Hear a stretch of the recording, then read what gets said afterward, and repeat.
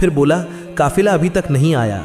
वो चौंक गईं, मगर तुमने कहा था आज आ जाएगा। उसने थकी सी आवाज में कहा, हाँ आना था, शायद शाम तक आए। उन्होंने आपस में देखा, ठीक है शाम तक इंतजार कर लेते हैं। दरवेश आंगन में बैठा फिर उन्हें उसी अजीब नज़रों से देखता रहा।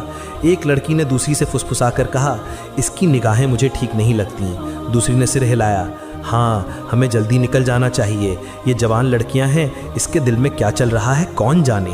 पहली बोली, ये रात को मेरे पास आया था, मुझे छूने की कोशिश कर रहा था। दूसरी ने भी कहा, उसने मेरे साथ भी वही किया। दोनों ने तय किया, आज किसी भी हालत में रात नहीं रुकना चाहिए, शाम को काफिला आए या ना आए हमें निकल जाना है। शाम हुई। इससे पहले कि वो खुद उसके पास जाती, दरवेश खुद आ गया।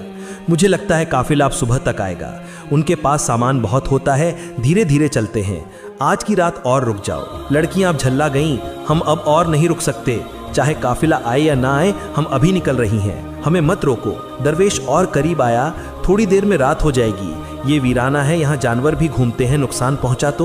उसके लहजे में फिक्र कम चाल ज्यादा थी। लड़कियों को अब पूरा यकीन हो गया यह कोई नई चाल है, मगर उन्होंने एक दूसरे को देखा और बोली, हमारे पास और कोई चारा नहीं, एक रात की बात है, रुक जाते हैं। उन्होंने सख्ती से कहा, ठीक है मगर ये आखिरी रात है, कल सुबह चाहे काफिला आए या ना आए हम निकल जाएंगी। दरवेश मुस्कुराया, ठीक है कहा, मगर उस मुस्कान के पीछे कुछ और ही छुपा हुआ था। रात ढल चुकी थी। जहरा और सफिया अब पूरी तरह सतर्क थीं। एक कोने में लेटी मगर आंखें खुली थीं, वे जाग रही थीं, आपस में धीमी आवाज में बात कर रही थीं, हर आहट पर चौकस। दरवेश अपने बिस्तर से उन्हें देखता रहा। जब रात का आखिरी पहर आया और उसे लगा कि नींद का असर उन पर हो रहा है, वो धीरे से उठा और चुपके से उनकी तरफ बढ़ा।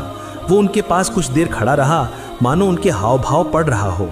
फिर वो जहरा के पैरों के पास बैठ गया और धीरे धीरे उनके पैर सहलाने लगा। उसी वक्त जहरा की आंख हल्की सी खुली, उसे आहट मिली। दरवेश को एहसास होते ही वो फौरन पीछे हट गया। अब वो सफिया के पास गया, पास बैठकर उसका माथा सहलाने लगा। अचानक सफिया ने घबराकर करवट ली, मुंह नीचे कर लिया, कुछ बोली नहीं, मगर उसके हरकतों से साफ था कि वो जाग चुकी है।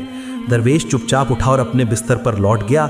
धड़कनों में घबराहट थी मगर चेहरे पर कोई परेशानी नहीं, जैसे कोई इंतजार अपने अंजाम के करीब हो। सुबह की पहली किरण झोपड़ी की मिट्टी भरी दीवारों से छनकर अंदर आई। लड़कियां अब भी जागी हुई थीं। उनके चेहरों पर नींद नहीं बल्कि बेचैनी और खौफ का असर साफ नजर आ रहा था। इस बार उन्होंने बिना कुछ कहे, बिना दरवेश से पूछे वहां से निकलने का इरादा कर लिया।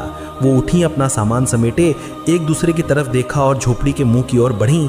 दहलीज पार करने ही वाली थीं।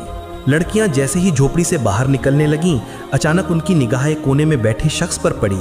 वहां एक नौजवान बैठा था, खूबसूरत रोशन चेहरा, शफाक लिबास पहने हुए। उसका चेहरा दूसरी ओर था।